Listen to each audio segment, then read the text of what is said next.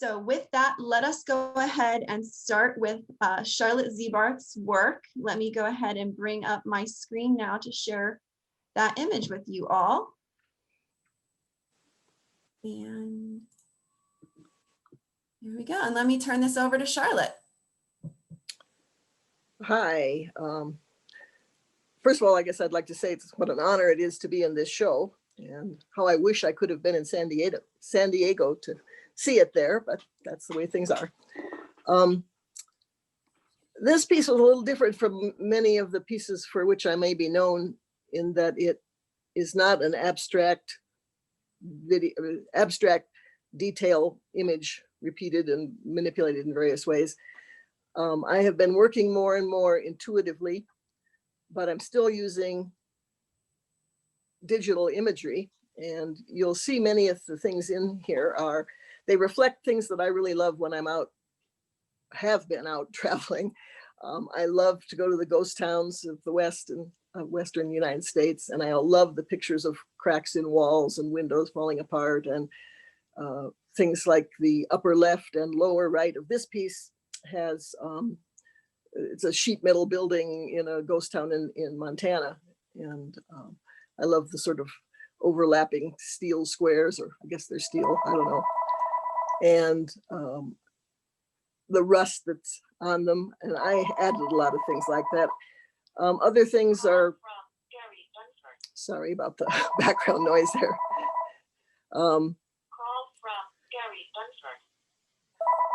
Some of the other images come from Taos, New Mexico, and Jerome, Arizona.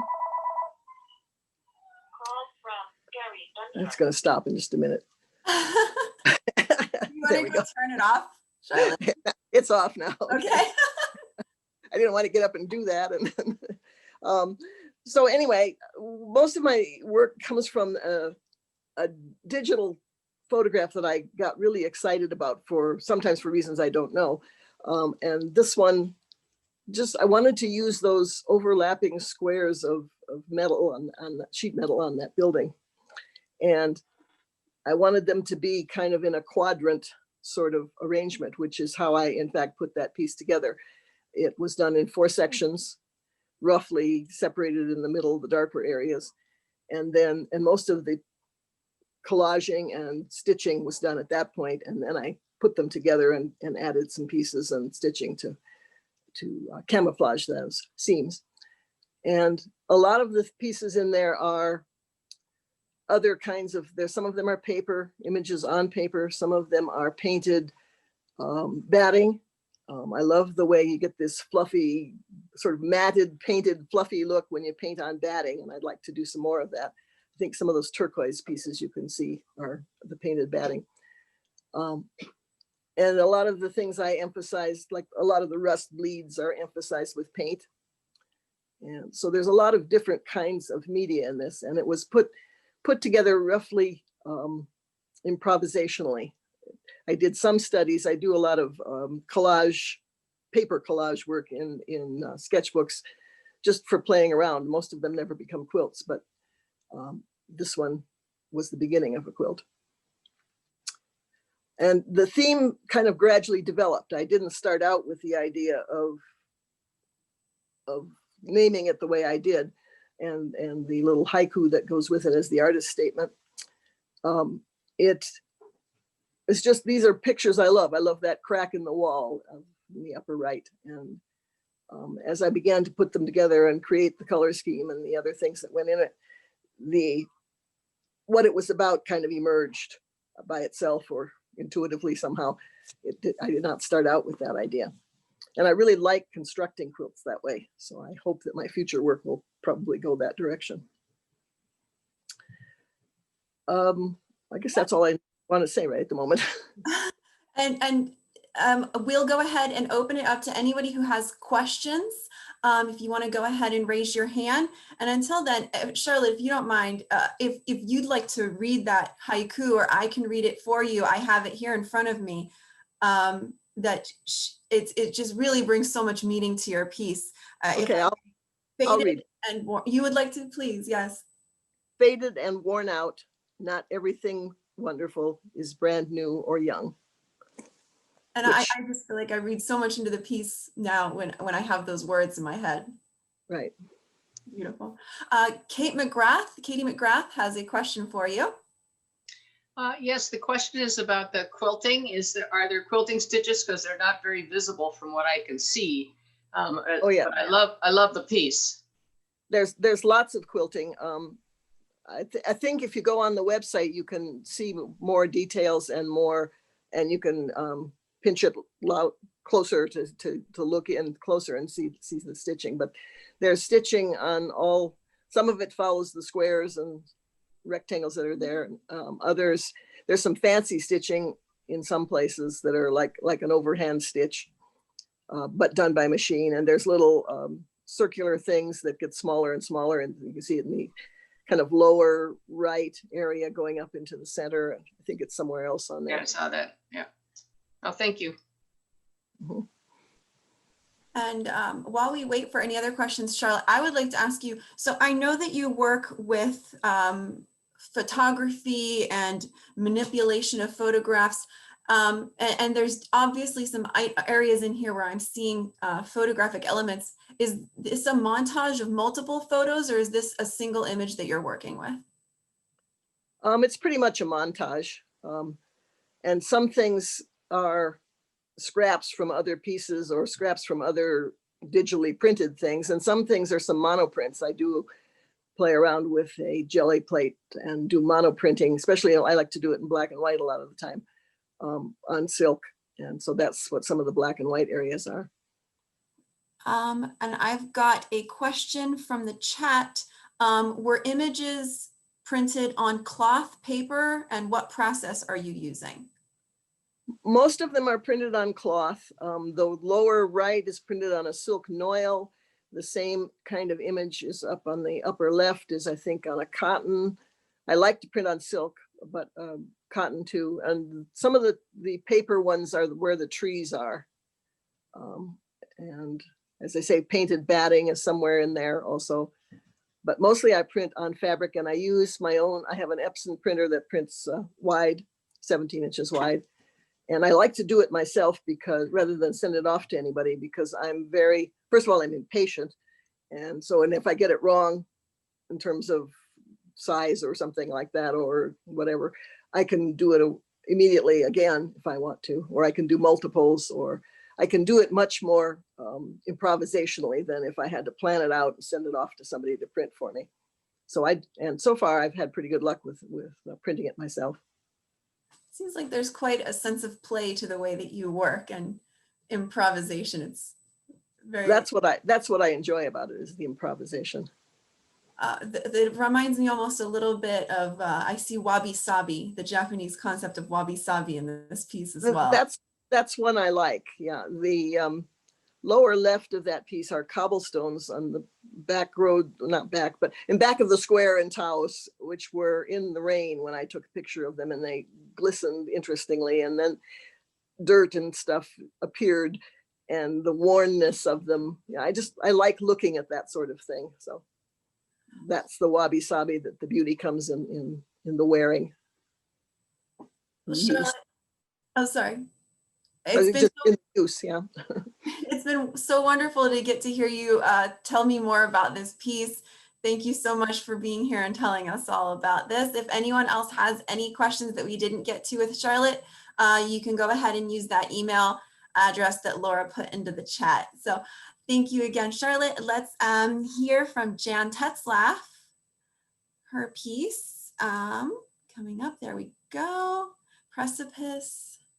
Jan, I'll turn it over to you. Okay. Well, hello, everyone. I live in Central Oregon, and so I walk a lot, and there's lots of rock walls that I walk by and river canyons and things. And so this piece was inspired by the striations in stone that I see on my walks, but it's not a literal interpretation. It's a pieced in a very subtle pattern, a very subtle palette. And there's color, there's orange, pink, chartreuse, but you really have to look for it to see those. I wanted it to be a study of contrasts. from color, texture, line, and proportion, size. It's machine piece, but it's totally hand quilted, which gives it a lot of texture. And it's pretty densely hand quilted. I think it's a quiet piece, but my hope was that it's one that makes you look more than once or twice. Yeah, so that's what I have to say. Well, we'll start off by opening to any questions if you want to raise your hand. And I'm sorry, all of this central section is pieced work. So I'm seeing lots of skinny lines of vibrant color in between more muted hues. And is that applique on, or is that pieced in? No, it's all machine pieced. The strong line on the left is hand applicated. The, I don't know, sword, lever, however you want to look at it. But everything else is pieced, and then, but with lots of handwork on top of it. And when I stitch, I use all different weights of thread, and a lot of pearl cotton, but not all pearl cotton. And in the subtle background, there's some of the stitching was done with colored thread, but you can't, you know, in this kind of photograph, you can't see that. But for a quiet piece, there's really a lot going on inside of it. The sort of hidden vibrant hues that come at me as I look longer, as you say, taking a moment to look at the piece again and really be absorbed in all of the details. And I did not fully appreciate the fact that you had hand quilted this entire thing. And now I'm looking at it with fresh eyes. One of the things that, while we wait for any other questions that are going to come in, you call the piece Precipice. And one thing that I really notice when I look at this piece is that bottom border and how the tension that I feel with that large shape running into the bottom edge. I just feel the word precipice. I feel like I'm tumbling over it looking at that tension there. How did you come to this composition?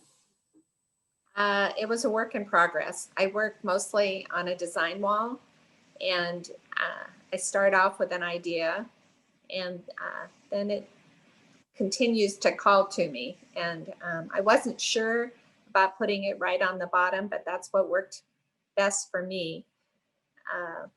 Yeah, it's, I don't generally, any sketching I do is pretty minimal. It's just to get me started, and then I go from there. You did ask about the piecing. A lot of the thin lines of color are in different textures. There are silks and velvets and some brocades in there, as well as a few hand dyes.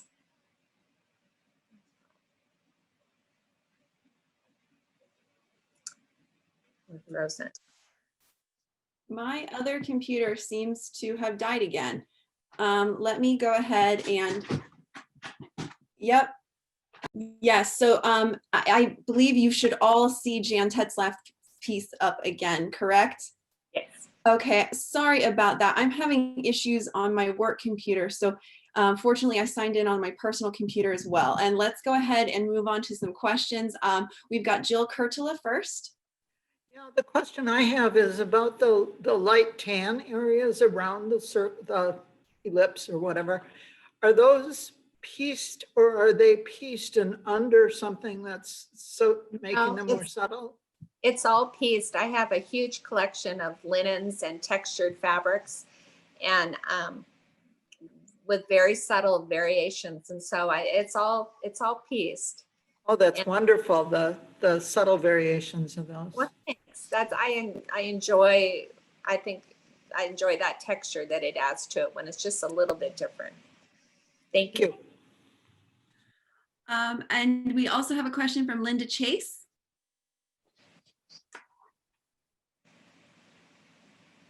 Linda, you might be muted.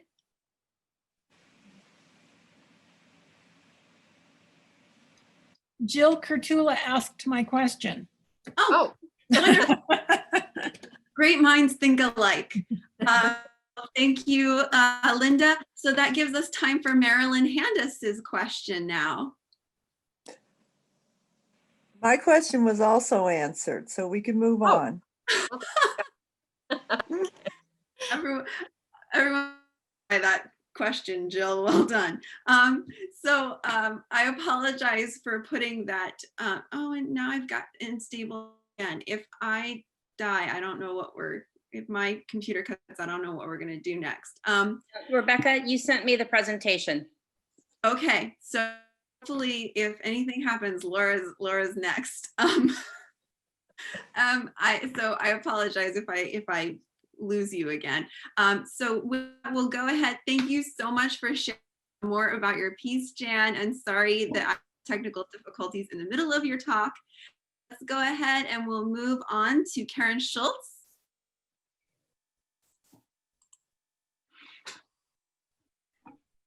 There we go.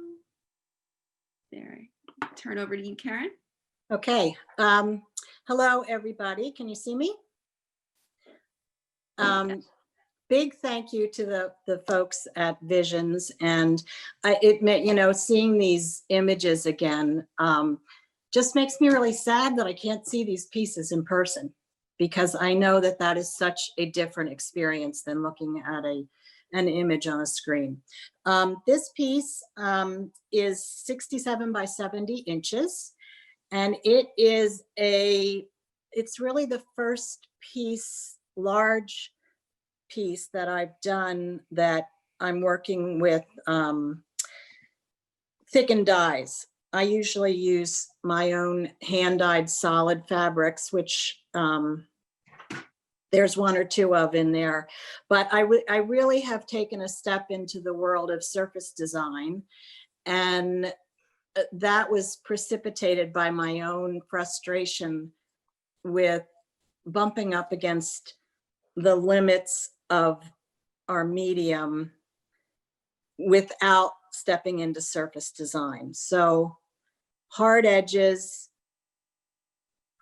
I was really trying to get very expressive lines with just using a sewing machine, and that was really presenting difficulties for me. So while it might not be apparent in looking at this piece, I really was interested in learning how to infuse more expression into my line work. So I knew I had to get more comfortable with working with thickened dyes. So in preparation for a class where I was going to be learning about that, I sort of felt like I needed to get comfortable before I went to the class. And these were my efforts to do that. I used a 10 by 10 acrylic piece that I had made in a class on monoprinting and collaging so that the composition would already be done. And I really was just recreating it in a much larger size in fabric as a way to just get comfortable. So that's what this piece is for me. And it's similar lines, motifs that I've used in other work, but some of the processes were very new for me. I'm just going to tell a quick funny story. So that very middle section above the polka dots, I worked really hard on that. That's a solid piece of fabric. And I made it like 2 or 3 or 4 times and over dyeing it and putting the mask back on in the right place. And it took me, I don't know, several weeks to do that. And I went out to get it off of the line. I had it hanging outside, and I went and I had finally gotten it the way I wanted it. And I went outside to get it off the line, and a bird had flown over after having recently eaten mulberries. So there were big purple splotches on my perfectly dyed piece of fabric. And I thought, oh, you have to be kidding me. But I was able to get it out. So that's just a funny story about that. I think that's all I have to say about the piece. What a fantastic anecdote. Sorry, I'm technical difficulties over here, so I apologize for that. And if anyone has any questions, go ahead and use the raise hand feature. And I usually would have to listen harder, and I don't want to double ask any questions that you've already talked about. I think you were already talking quite a bit about your surface design technique. While we're waiting for any hands to be raised, I know that that factor is very hard work. Can you tell us about the techniques you use? Well, I used a freezer paper stencil to mask out the line that's in the right-hand side in the yellow. That's actually done with a freezer paper stencil and then overpainted with thickened dye. And then the polka dots, I use a corn dextrin to create the shape, the polka dot shape, the circles. And I used a freezer paper mask for the half circles in the middle panel. So those were the processes that I was using, and really just then painting over it with thickened dye, just to get myself to be familiar with using thickened dye, which is a whole different process. But this is really an initial step for me into that world, which is thrilling and exciting. And there's so much more that can be done with that, as many of the artists in this show, have lived in that world for a very long time. So this is very new for me. And when I step into a new area, I really go very slowly. So this was really about just slopping thickened dye around. Well, whatever you just recently told us about has got lots of questions coming up. So let's start with William. Good. Love questions. Karen, kudos to you on this really, really wonderful piece. We're talking about your surface design techniques, and you may have already clarified this, but I am still wondering if you had used, it almost appears that you have used layers of sheer fabrics down the very center, where that green vertical band seems to cover up the blue on the left and the white. Is that correct? Or are those actually? No. And trust me, Libby, using sheer fabrics would have been a lot easier. Piecing this with solid fabrics would have been a lot easier. Well, you managed to actually like spot on nail the actual hues that would have happened had you mixed those colors with sheers. So you hit it spot on, and that's beautiful and well done. Thank you. Thank you. Well, thank you. Let's go ahead and take Lisa Arnelli Gallick.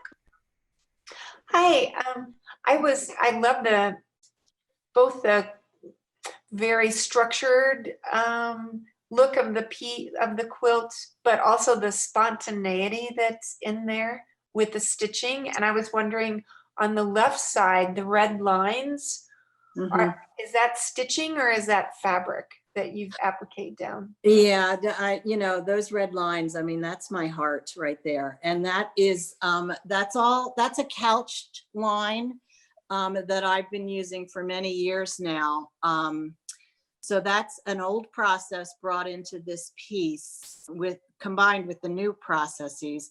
One of the things that you can't really tell by looking at it in the image like this is those are actually two different reds that I've used. They're thick threads, and they're really very different on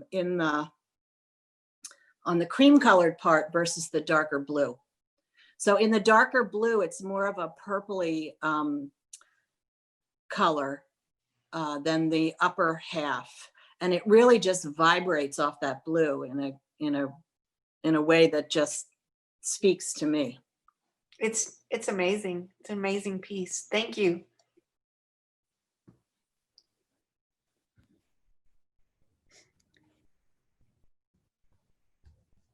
I have a question. I don't know if she's unmuting me or what. Hi, Catherine. I hear you. Hi. Oh, good. I love your work, but but I'm interested in the shape, that beige shape on the left side. Can you Yeah. talk a little bit about that? Yeah, so that shape actually first appeared in my piece that was in Quilt National last year. And then it showed up again in some painting work that I did, acrylic on paper. And then it showed up again here, and it's in another piece, actually a very large piece, fabric piece. And you know, it's an odd shape, but it's a shape that I'm very attracted to, and it's almost like a human figure shape. Yeah. And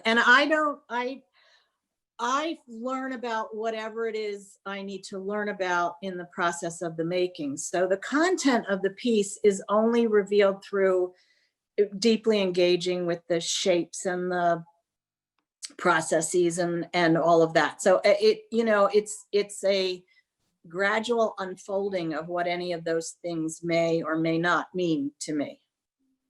But at this point in my work, that is very much a human figure-like motif. Yeah. Yeah. It's beautiful. The shape is just beautiful. Thank you. So it looks like Rebecca has rejoined us, which is great, but we're going to need to move the slideshow on to the correct image. Apologize for that. But in the meantime, Jillian, I think you had a question as well for Karen. Yeah, Karen, I just love this piece. Just the sort of like the asymmetry and everything of it, but I really like your color palette. And I just wondered if you could talk a bit about how you decide what colors you're going to use. Is it just totally intuitive, or are you recording colors as you see them? Or, you know, it would just be lovely to know a little bit. Yeah, sure. I mean, it's very intuitive. I took one 3-day color class, I think, with David Hornung. That was great because I'd never taken any color class with anybody. So it's really very intuitive. And these colors were in the original 10 by 10 inch acrylic painting on paper that I did. And I very deliberately recreated them. When I first stepped into the world of painting, which is maybe 5 years ago, I had no interest in taking paintings and making them into fiber. I just had no interest in that whatsoever until this piece. This was the first piece that I had done that, had used one of my paintings as a jumping off point for the larger fabric work. And do you think you'll do that more often? Well, I don't know. Almost in my own head, there's a companion piece to this that it was a 10 by 10 inch monoprint collage that's in the Schweinfurth show right now. That's the same size as this. And again, I deliberately chose those compositions as a way to explore surface design. So those, I know at least those two pieces are that way. Who knows if there will be others? I don't know. Okay, thank you. Thank you. Mm-hmm.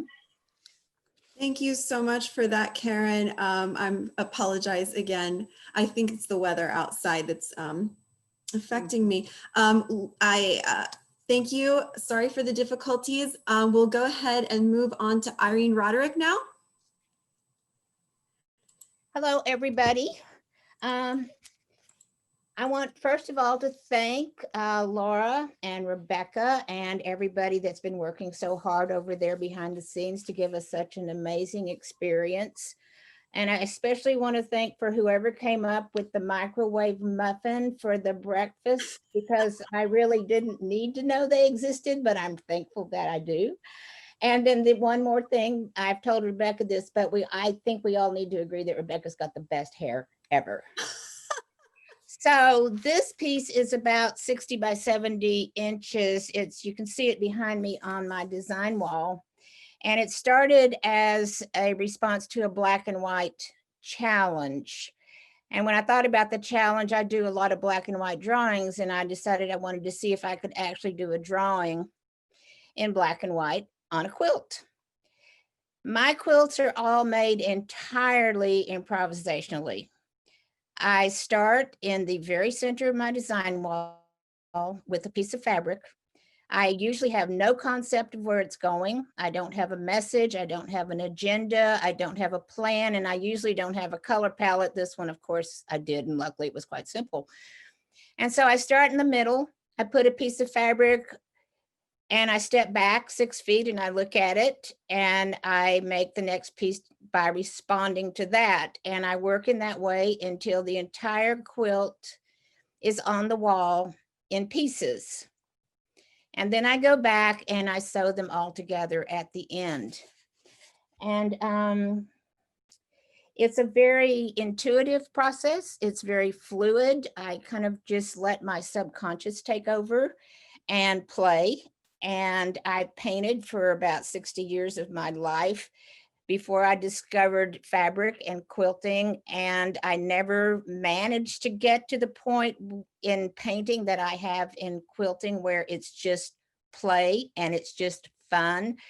And the depth of creativity that comes out of this process for me has been amazing. And I'm so grateful for it. And that's pretty much, oh, I do want to say, I do piece all of my quilts. This is all pieced because I painted for so many years and I have a garage full of paintings and wall pieces. For me, when I started quilting, it was very important to me to make them functional. So they're all out of 100% cotton. They are all quilted. They can all be thrown in a washing machine. I take pictures of them on my bed. And so you can see that they can be quilts. And so that's an important aspect for me that I realize is not for most people in the show, but for me it is. That is certainly part of what I find so mind-boggling about your work. As you said, you piece these pieces. I don't think anybody who first looks at this piece would ever imagine that this has been completely pieced. Mind-boggling, absolutely. We can go ahead and open up to questions if anyone has questions for Irene. And until then, let's see. I was going to perhaps ask you a bit about how your background in painting has been influencing your work in style or? Not in style. I think what's happened is that I never had any background in quilting. My mothers didn't quilt. My mother didn't quilt. So I had no experience with quilting whatsoever, which kind of gave me the freedom to play and to experiment and there are no quilt rules for me because I never knew there were. And so for me, it was just like, I kind of build these kind of like I do a painting. And I think, the years of, art school and balance and design and color and all of that, of course, plays into it, but it's not, consciously. Thank you so much for that. We've got several questions that are coming in and move to them. Andrea Bacall, you have the first question. Andrea, you might be muted still. Irene, I love your piece. Thank you. And as a matter of fact, another Visions member and I gave a prize to this piece. Thank you. Because we were so enamored of it. And part of it is the mystery of how it was done. I mean, I just can't, it's almost inconceivable to me how it was all pieced. Well, call me and I'll show you sometime. I will. I'm going to take you up on that. But Okay. It's just a really intriguing piece that you can just, I can go in and out and stay in the piece just for such a long time and not get bored and not get antsy. It's just a really wonderful, wonderful image. Thank you. Thank you.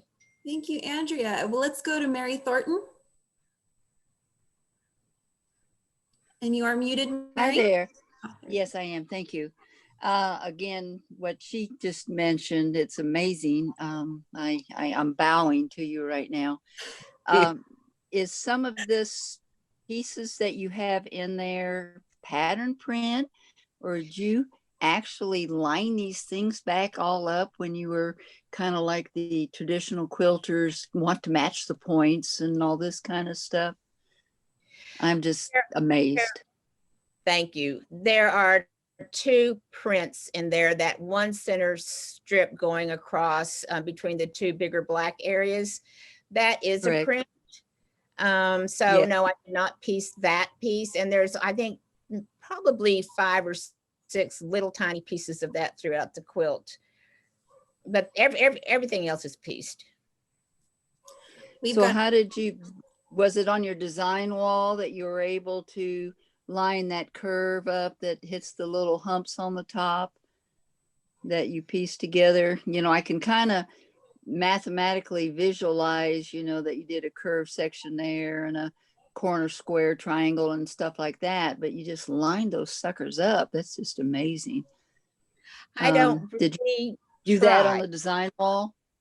Yeah, I've designed it all on the design wall. And when I'm putting them together, I call it engineering at that point. I don't necessarily pay attention to whether they line up or not.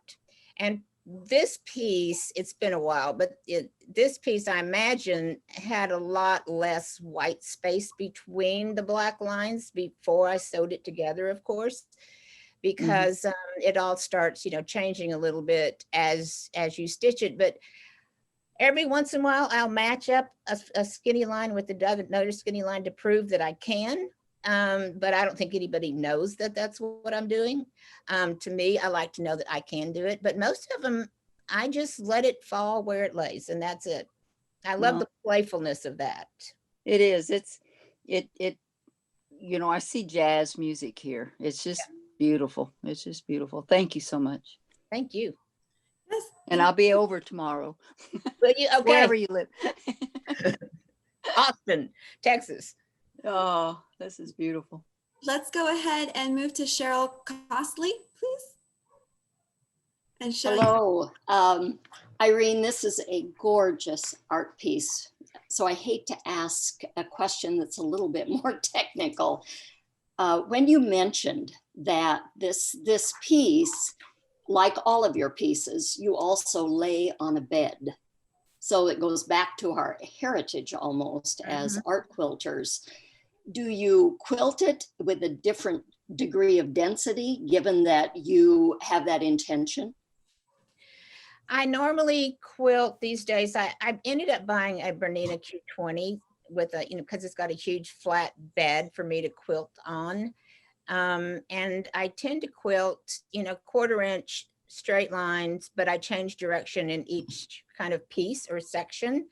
And so the quilting goes in different directions, but it's all pretty straightforward quilting, but it's all pretty tight. Yeah, it's pretty dense. Thank you very much, Irene. Beautiful. Thank you. We have a few questions in the chat about what kind of a machine you use. I just have a regular Bernina 930 that I piece on, and then I have my Bernina Q20 that I ended up buying to quilt on. And I'm gonna go ahead and admit, I just use my mom's old Kenmore and I don't know sewing machine models. Are either of those a long arm? The Q20 is it's a sit down long arm. The Bernina 930 is an old, just regular old sewing machine. I don't do anything but piece on it, and it is a workhorse. Thank you for helping me in my non sewing machine model brain. Alyssa, did you have a question?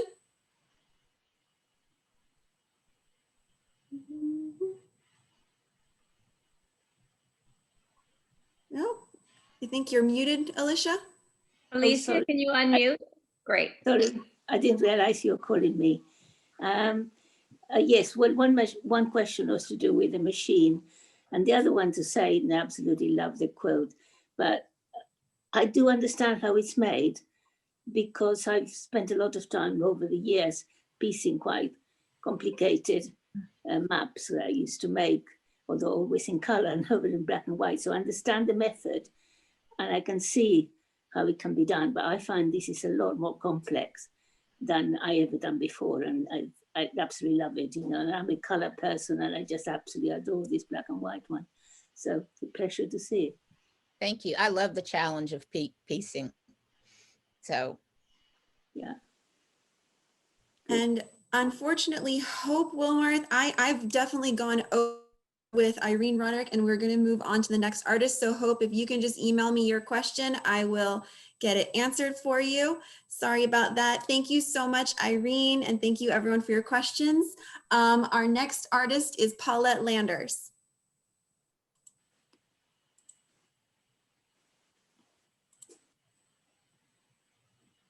Good afternoon. This is such a wonderful get together. This last year, I started this series of circles, and I wanted to make large pieces to bring the viewer into the picture, to be dwarfed by the design. And I have two others behind me that are in a similar series. In this piece, the red shape is done totally separately. It is quilted separately, it's cut separately, and then it is applied to the rest of the composition. And I just started doing this kind of work, and I sort of like having the added piece that is applique on top. All my fabrics are hand-dyed or painted or monoprinted. And previously, I had been doing very intuitive pieces, and this one is very much planned. I made a sketch first, so I know from the beginning what it will more or less look like in the end. And with this series, I sort of miss the intuitiveness that I had in my previous pieces. So I started doing a more intuitive painting on the background just to give me some of what I am missing. And in this piece, I sort of throw paint on the background and it falls whatever it falls. And I'm hoping that the holes in the round pieces will pick up some of what's happening behind it. I think that's about all I can say about this piece. Oh, well, thank you for that. As we wait for the questions to start coming in, I have several, but the first one that I understand that you say you dye all your fabrics. When I'm looking at the brown, it almost looks like a sort of plaid. Is that done by your quilting stitches? No, that is dyed. It is folded. It's like a shibori. It is folded, and multiple dyeing sessions have gone into doing that. And where it was first probably, I mean, this was done a long time ago, it was probably dyed pink first and then brown on top. And then after those colors were set, then it was folded and put in a black bath. So where the folding occurs, then you have the plaid effect. I think Kathleen McCabe has some more questions related. Kathleen? Okay, can you hear me? Yes. Okay, well, there's sort of a grid.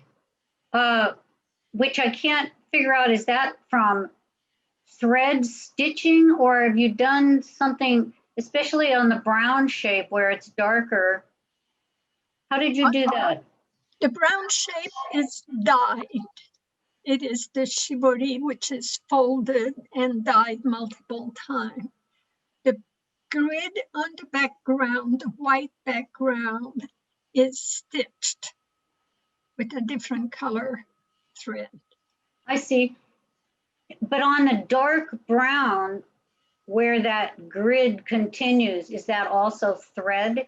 No, that's dyed. Oh, wow. So it lines up perfectly then. Is that It's what I'm pure accident. Really? Wow. I love it. Thank you. Thank you.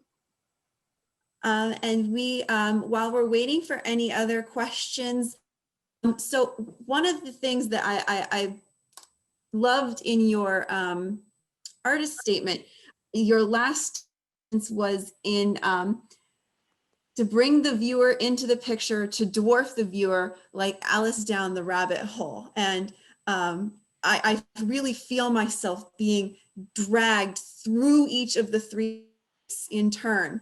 And is that, I see you have some of the other pieces behind you. Do they all work in that, Yes. same concept? Yes, I've done about a dozen of these pieces, and that's probably the end of it. I feel I need to move on to something else. But yes, the pieces are large. This piece is 60 by 60, but the shapes are as big as I can contain them in that size. And they are, if you can see the other piece, yeah, they either intermesh through each other, or they are, yeah, one shape following the other. Yeah, they're all large and going through each other. We have another question from Rebecca Dixon. Yes, hi. I was wondering, so you have the red and then you have the golden brown, but then in the center, there's, it looks black to me, or. It's a black, but really not black. In person, you would see the variegation of the shape. But if it's see-through, you can see that grid behind it. What's the fabric? On the white, that's all cotton. No, the black. I can see the grid. The black, that's all cotton. It's cotton, and yet the grid is showing through. Or is it because it's from the quilting threads? Yeah, it's from the quilting. Oh, I got you. Thank you. Thank you. This appears, it's like so many of them, but I think if we all would just have the chance to be able to come up and see this close, we're having to ask you to describe how your quilt looks in person, unfortunately, Paulette. Sorry about that. So thank you so much. If there are any other questions that anyone comes up with later, go ahead and you can email me. Thank you so much. And let's move to who's next? Jill Kerttula. We have your piece, Bus Stop, next. Well, good evening. And first of all, I'm going to give a kudos to the Visions people and to the artists, because I'm sitting here watching this and thinking, we art quilters have become as diverse of a voice of art as any other media out there is now. When you look at just the ones we're looking at tonight, much less the whole show, it's just astounding to me, the different, not just techniques, but the different artist eyes that are represented. I think it's just amazing, just amazing. So about Bus Stop, I lived for many, many years in a rural area, and about 5 years ago, we moved into downtown Charlottesville, Virginia. One of my favorite places to go is at the top of the parking ramp that's across the street from our house. And I go up there and there's no one else there. It's as close to being in a field as you can get in the middle of an urban area. And I look down at the world below me as it's happening and as the people are walking and the bus stop across from me. And it's just a very, it's the only place I can go to see a little bit of the sunset or a little bit of the sunrise. It's the only place I can take my dog and let her run like crazy and get her nails trimmed at the same time on the concrete. So I take my camera with me everywhere, and I have really embraced the unexpected beauty of urban life. I know we all love the landscapes and the leaves and the flowers of nature, but to me, being in this downtown urban area now, and the textures and the people and everything have just opened up a whole new view of life for me. I've done a lot of pictures now, and I'm working on a whole series of these, which I call the Urban Voyeur series.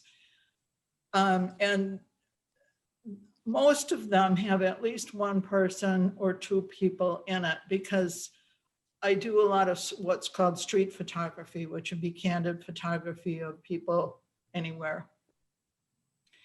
This is one of those that I took, and I love the interaction here of the guy just waiting at the stop sign or waiting at the bus stop, and the woman walking past. And I was very, very careful to make sure it didn't appear that he was leering at her, because he wasn't. It was just a very observational moment. And the textures then of all of the different bricks and all of the different concretes and all of the different things are really brought out.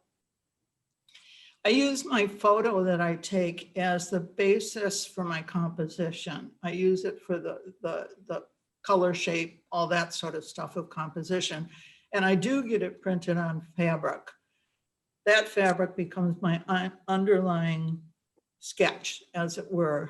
But in this particular piece, I would say maybe about 5% of the photo is actually seen by the time I get done, because I put the backing, the batting down, and then I often put a lot of layers of fabric underneath, because as you can see through, like right above the fire hydrant, I slash through the photo layer and let the things that are behind the photo show through. Then I also add a lot of fabrics on top of the photo. I'll add, like there's bricks that weren't really in the photo that I added in, or I add an organza to give a sheen to the concrete, or I'll add tulle, or I eliminated some of the things that were behind the young man on the bench. And so the photo really is just the underlying part of this. So once I've gotten all my layers down and I start to do the stitching, I do both a lot of hand and machine stitching. I'll do a lot of machine stitching for texture. Texture is really what it's all about for me. And I do use just a basic domestic machine. I have a Baby Lock Aria, and do all the stitching. And then I go back, and for any of you who have painted, you know how when you're almost to the end of a painting and you go and you put in those wonderful little white highlights that suddenly make the painting go boom. That's sort of what I view my hand stitches at. And that's what's on like the blur of the back of the woman, and a lot of the little knobs on the fire hydrant are French knots, and up above the V of this, I can use this, back here, there's a million French knots to be gravel. And so there's a lot of different techniques in there, most of which I don't know that I'm going to do until I start working on it. I also couch yarns in there, you know, a lot of different things like that. But a lot of people wonder about using the photo, and the photo for me is, I'm always astounded at how artists see. And I think we see differently than a lot of other people do. We see in compositions. And so when I take my photos, I want the viewer to see how I saw it. And so that the photo is what I saw. And then all the detail and the textures and everything, I put it on there, try to explain how I as an artist see it, as opposed to it just being a view of reality. Like I say, this is just one of a whole series that I'm doing that I'm really quite excited about, and probably half the series we're taking up, looking down on the world from my perch. Well, the questions are coming in. If you are ready for that, then Jill. So our first one is from Kathleen McCabe. Hi, Jill. I am just astounded at the difference of looking at even just this photograph. I don't get to see it in person, but I've seen your work in pictures in magazines and so on, and it just doesn't tell me anything like the information here. All of the stitching is, I'm just blown away. So I liked, well, there were a couple questions I had, which you said you're looking from your perch. So now I know about the perspective that you're up above, and also the layering and this and things. But I also like what you said is that, you know, the photograph is what you see and all the stitching is how you see it, which I just love. But so what I'm hearing you say is that you start with a photograph, then you layer a bunch of stuff on top of it, and then maybe like the bricks, you even layer other photographic elements that weren't really there on top of that again. Did I understand? They're not other they're other, I cut those out of just commercial fabric. So that's where my raw edge application comes in. The other bricks aren't from other photos. They're from, the only photo I use is the original photo. Everything else is cut from fabrics. Okay, and I'm also fascinated of how you blurred the girl just with stitching, because I was wondering how you got a picture of him being perfectly still and her in motion, and yet that was just your interpretation. So I guess really I just want to say I'm absolutely blown away by this. So thank you very much. Thank you, and I hope you get to see one in person sometime, because the stitching, yeah. Well, ditto on Kathleen's comments. Nancy Gonzalez Caro, your question's next. Thank you. So my question was, you printed on fabric, and what sort of fabric? Canvas or cotton? Or I know I've printed on fabric before as well, my photographs and then stitching, and it makes a difference when I'm finding out what you printed on. Thank you, it's wonderful. Yeah, that's a good question. And unlike earlier people who want to have that machinery in their home and actually print out their own, I also have no patience, but I have less patience with machinery than I do with vendors. So I do send mine out to be printed. I have exclusively used spoon flower. I use 4 different types of fabric. I use, and what really depends on what I'm going to do with the end piece. I have used a canvas weight piece because I was going to do a lot. I was going to cut through and weave other fabrics through it, so I needed a sturdy fabric. I use cotton fail, which is a polyester, which they're discontinuing usage, which is a polyester. It makes an incredibly sharp image. So if I'm doing a piece where I know the image is going to be important, I'll use that. It's also the whitest white it can be. So if it's an image that I want that in there, I'll use that. I also use a cotton sateen, which has, again, a different texture to it. And for other reasons, I might use that. I also will choose fabrics depending on how much fraying I want them to do when I cut through. The newest fabric I'm using, which I'm thoroughly excited about, I'm on my 3rd piece with it now, is chiffon. I'm doing, and which is one of the questions I was asking earlier, was kind of based on wanting to know this for my own knowledge. I get the photo printed on chiffon, but then I've been doing an entirely pieced piece behind the photo, and then put the photo over it, and then put other layers on that. And so the piece work kind of very subtly shows through the chiffon. Lovely. Thank you so much, Jill. Unfortunately, we are going to have to move next artist. So if you had a question that we weren't able to answer, please use that email that's in the chat and I will get your questions to Jill. Thank you so much, Jill. And I believe for anyone who's also got questions about Jill's process, I watched a slideshow or a video, I can't remember what it was, on her website about her putting together a piece called Little Black Dress, I believe. And if you go there and find that, you are going to learn so much about her process. So just a quick plug. And so thank you so much, Jill.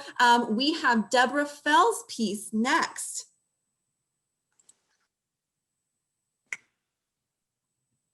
Right, okay.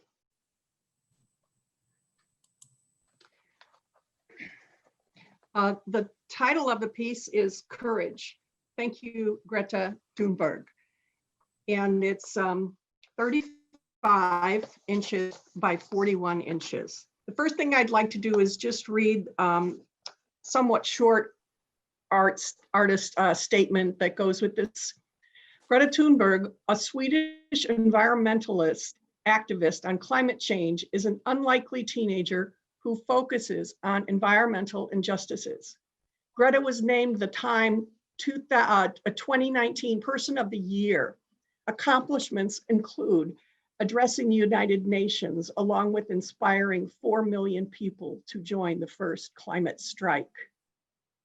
Climate strike was the 2019 word of the year. Oceans will rise, cities will flood, millions of people will suffer. Greta is wise beyond her years. She is watching the world and calling for transformative changes. Science supports her message. Are we listening? Okay, my quilts. Deborah, I apologize. It looks like we've Yes. lost Rebecca for the moment. I'm sure she'll be right back. So we don't have the benefit of having your image right in front of us, but we did get a moment to look at it. So that's good. So why don't we just, we can keep going and take questions, but please finish up your remarks. And then if you have a question for Deborah, go ahead and raise your hand and we'll manage those. This particular quilt is part of a series I've been working on for off and on for about 30 years, my social justice series. And for me, the only way that I seem to be able to cope and deal with issues that I find really overwhelming is to make art. And it's probably lots cheaper than any copay to a psychiatric facility. So that's probably good. So, but I love to try to create ambiguity with my work. And my intention was to hopefully notice the grid on the left first, and then be surprised by, wait, is that a face? And I thought, you know, it's just this, this challenge to myself. And I had this idea and I layered the images. I layered the base image in Photoshop. The background of Greta's face is actually from a picture of a stone wall in Germany. So, and I just try to, I like to be intrigued, and I try to intrigue the viewer and see if I can make them stay a few more seconds. And to me, that's really, really gratifying. And my approach to design is just, I just love the beautiful problem, the beautiful process of problem solving. And I think that's very, very exciting. And I always walk away learning something. And here I combine some of my greatest joys. I love to play with images in Photoshop, and I love scraps. And we're not talking like, you know, a couple strips over here that were scraps. And it, perhaps maybe this could be kind of extreme, but I love these little scraps that really should have been thrown away, and I throw them in my bin of scraps. So to me, finding that kind of inspiration. And I was so inspired by her, and I couldn't get her eyes out of my head. Everywhere you look, even when you see pictures of her, you see these beautiful, piercing eyes. And I thought, you know, she's so young and she's doing so much, and I have so much respect for her that I just decided I wanted to make this quilt and hopefully give it to her when it's all said and done. So that at least would be one of my goals with this piece. And inspiration, I mean, inspiration to me comes from so many places, and whether that's looking at this young woman's eyes online and seeing what she's standing for and moving for. And I just have a great deal of respect for that.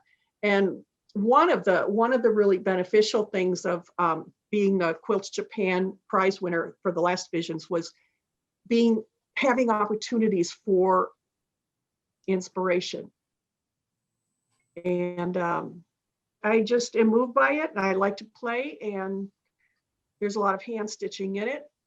And I think that's all I've got. Any questions? Yes, so anyone who has a question, please go ahead and raise your hand. And while we're waiting for anyone's hands to come up, so I love what you were saying about just having all these scraps of fabric and using these recycled pieces in your work. Would you like to tell us, was that planned as part of the message of the piece? Yes, especially since it was a comment in, you know, the environment. And I, you know, okay, I'm going to say something political, and you guys will probably have to cut me off or something. But when she had the courage, as this young person, and she had the courage. She was in an elevator, and I remember Trump was not in the elevator, but nearby, and she wasn't taken in with celebrity and oh my, he's the president. She just gave him a death stare, and I just thought, I have to do it. And so I've messaged her a few times. I don't know her. She probably thinks I'm some perv, you know, in East Central Illinois. But to me, making political statements and clarifying my thoughts politically, for me, it's a very freeing kind of activity, and it's a kind of a healthy way to deal with issues that I find really important. Thank you so much, Deborah. And I will say the museum, of course, makes no statements on political leaning, etc. But as an artist, you know, that is what your work is about. And we respect every artist's, you know, voice to say, to express their message through their art. So please, yes, that's what your art is about. So tell us what your art is about. I see a question from, are you working with fusibles or raw edge collage? It's everything is layered raw edge. There's no fusing in this at all. I do like to work with fusing. It's fun, but you know, it depends on the purpose. And I wanted this to be kind of gritty, and I wanted it to be very environmentally reflective. And she talks about, you know, things kind of falling apart. And when you have a small square from blue jeans and it's frayed and it's worn out, it really, to me, really reflects the subject matter. And I just have a lot of respect for her and wanted to do this. I was very much struck by the overall view. When I first look at it, I see an abstract piece, and then all of a sudden the next thing you see is you zero in on that eye, and then all of a sudden you see her face, and it all comes together. Beautiful. If there are any other questions, yep, okay, just in time, Jillian Moss. Yay, just in time. I just have to say, I think this, I mean, I know about this young woman. I've read about her and heard her speak. And I just think you've captured it so well. I mean, I wasn't going to say anything. I'm sitting here working and I just turned around, and from a distance, it just, you know, it reminds me of, especially in Europe, where they put up these poster hoardings, and they just put layer on top of layer on top of layer. And then you know, with the weather and people tearing stuff off, it's sort of, it's like peeling back the layers. And I believe that that's what this young woman is doing. You know, she's exposing so many things that have just been plastered over again and again. And I think you've just captured that so spot on. So thank you. You know, I think you've done a remarkable job. And I'm sure she is going to be just completely blown away whenever she sees this. If I can find her, yeah. Oh, absolutely. She, you know, she's, yeah. And she's, yeah, it's just an honor for her, I'm sure, to get something like this from you. That's just beautiful, beautiful. Thank you. Well, thank you, Jillian, for your images on the back as well. So I'm not sure if that was a question or not. But Deborah, thank you so much for sharing about your work. That was wonderful. So that was our last artist for today. I would like to thank all of the 7 artists who spoke about their works today. Thank you so much for being here and telling us more about your beautiful work of art. I would like to thank I believe it was a total of 22 artists we had over the past 3 days who have done this, told us about their art and answered our questions. Thank you so much for giving us your time. And thank you to everyone who came and asked questions and listened to us. Thank you so much for being here. Laura, do you have any closing remarks? Yes, I'd just like to echo what Rebecca said, with our deepest gratitude to everyone for joining us, and especially for the artists for speaking. And a special shout out to people who've been here all 3 days. See quite a few of you who really have gone the extra mile with us on this to have this wonderful experience. We are privileged and honored to offer these last 3 days and the recordings now free of charge. Delighted to have members and non-members alike here with us today.